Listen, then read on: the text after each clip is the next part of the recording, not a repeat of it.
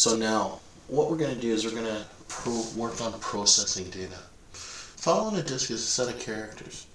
Even when the files contain numeric data such as test scores, right?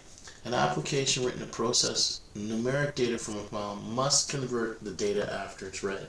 Now, the best part about the scanner, right? The scanner literally does that for us with each of these methods. We have next ints, we have next longs, we can go next double.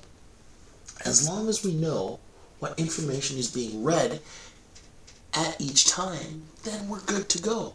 If we move to the next line and get the next double and stuff like that, we can get that information. Now, today's challenge is going to be this, right?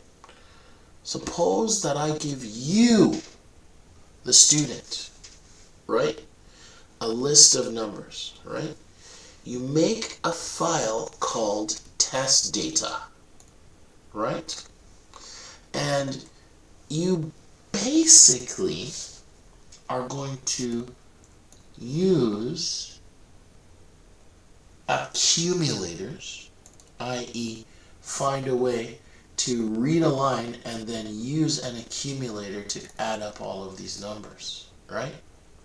Now, just a quick reminder, just a quick refresher.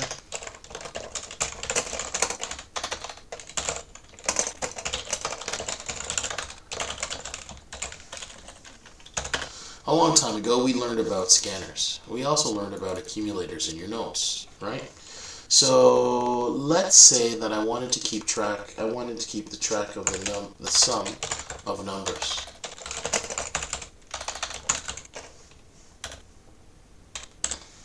So I would start with a series of numbers, and I could say, okay, while,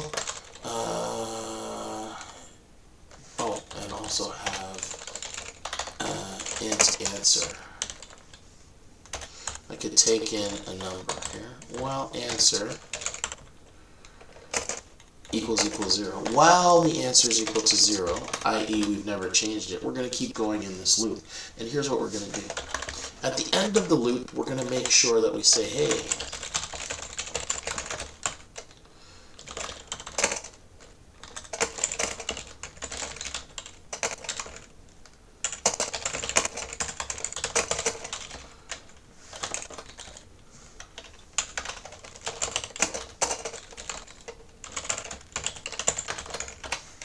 so at the end of the loop, we want to always check to make sure that we want to continue. So that's why I basically said press 0 to continue and enter any other number to quit.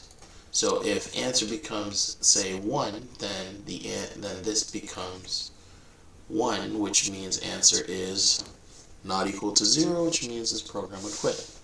Now, I could say, hey, at the beginning of each loop, I could say system.out.println, enter a number, right? I could say enter a number, and here's what I do. I make my integer, and I read it from the user. So that's what happens there. Now, in order to keep track of the total amount of each of the numbers added, all I'm going to do is go sum equals sum plus a num. Now, the reason why I call the sum an accumulator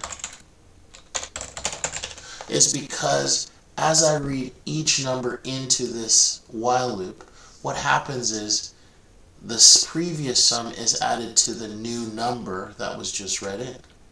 So once I quit this loop, once I get out of this loop, so you notice here is the end of our loop, I could actually output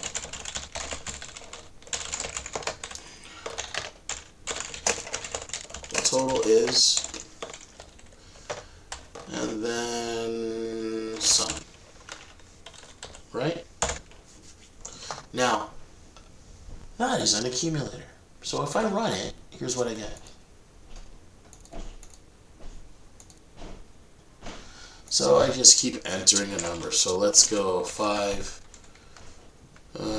0 to continue, 3, 0 to continue, 4. Alright, so we have 5 plus 2 plus 4 is 9. No, 5 plus 2 plus 4 is 11. Divide that by 3, that's about 3 or 4. So, no, I didn't divide it by 3. So I could also hit 0 to quit, or any other number to quit. I hit 2, the total is 11. Perfect.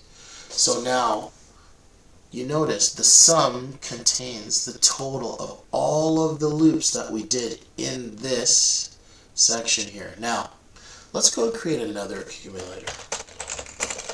Int n. This n value keeps track of the number of loops. So if I say n equals 0 here, if I say n equals 0, and before I go, after I have read my number and I do my sum, I go n equals n plus 1. So the first time I go in the loop, the answer is 0. The second time I go in the loop, n becomes 1. The third time I go into this loop, n becomes 2 or 3, right? So at the end, after I've exited the loop,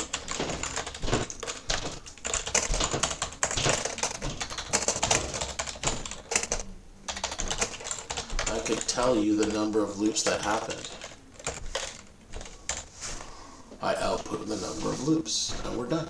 Now you'll notice that I didn't do any try or catches to make sure that my data was clean. You have to handle that in your code. Okay? Now, think of the sum as an accumulator that totals all of the numbers in our list. Think of n as something that keeps track of the numbers in our list. Think of an accumulator as something that allows us to keep a memory of what's happening. And that's it. Now, what I have for your challenge is this. Your challenge that I'm going to put up online for you is this. I want you to take a list of numbers, right? I want you to read them all as doubles using the next double command in our scanner, right? And then I want you to average the numbers. Okay? Good luck. Have a good day.